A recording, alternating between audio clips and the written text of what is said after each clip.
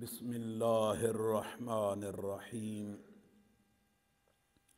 حضرت ابو ہریرہ رضی اللہ تعالی عنہ سے حدیث روایت کی گئی ہے، قال، آپ فرماتے ہیں، قال لی رسول اللہ، مجھ سے اللہ کے رسول صلی اللہ علیہ وآلہ وسلم نے فرمایا، اتق المحارم، اے ابو ہریرہ اللہ کی حرام کردہ چیزوں سے بچ، تکن من اعبد الناس، ہو جائے گا تو لوگوں میں سب سے زیادہ عبادت گزار۔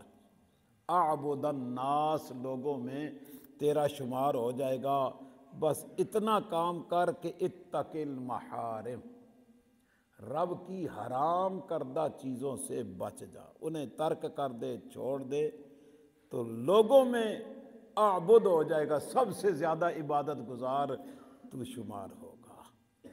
اس حدیث مبارکہ میں ہمیں رب کی حرام کردہ چیزیں، جن جن چیزوں کو اللہ رب العالمین نے حرام کیا ہے، ان چیزوں سے بندہ بچ جائے، انہیں چھوڑ دے، ترک کر دے، ان کے قریب نہ جائے، تو فرمایا ایسا بندہ لوگوں میں سب سے زیادہ عبادت گزار ہو جاتا ہے۔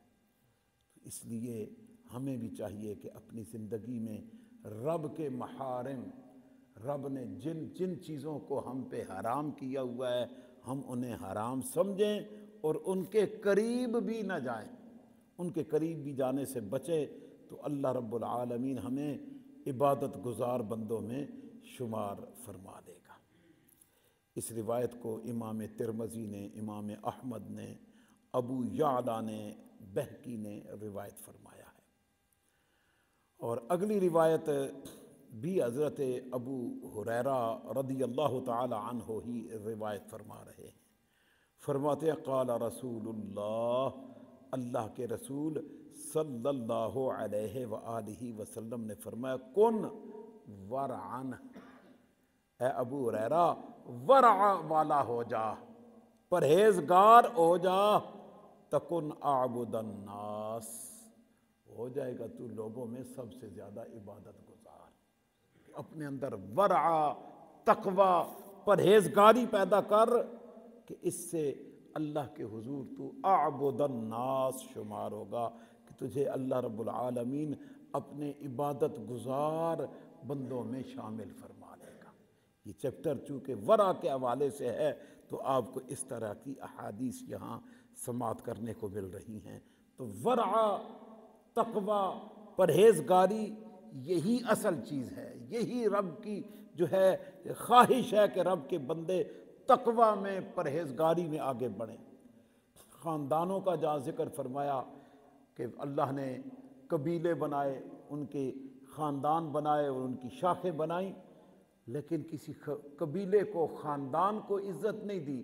فرمایا ان اکرمکم عند اللہ اتقاکم، فرمایا اللہ کے حضور، اللہ کی بارگاہ میں تم میں سب سے زیادہ تکریم، عزت کے لائق وہ ہے جو سب سے زیادہ متقی ہے، جو سب سے زیادہ متقی، پرہیزگار، تقوی والا ہے، وہ اللہ کی بارگاہ میں کیا ہے، سب سے زیادہ عزت والا ہے۔ تو اس لیے ہمیں اپنی زندگی میں تقوی کو، پرہیزگاری کو زیادہ سے زیادہ اس کو جو ہے پیدا کرنے کی کوشش کرنی چاہیے، اور گناہوں سے اور اللہ کی حرام کردہ چیزوں سے بچنا چاہیے۔ یہی ہمارے اندر تقوی پیدا کرنے کا ذریعہ ہے۔ اللہ پاک ہمیں نبی رحمت صلی اللہ علیہ وآلہ وسلم کی تعلیمات پر عمل کی توفیق عطا فرمائے۔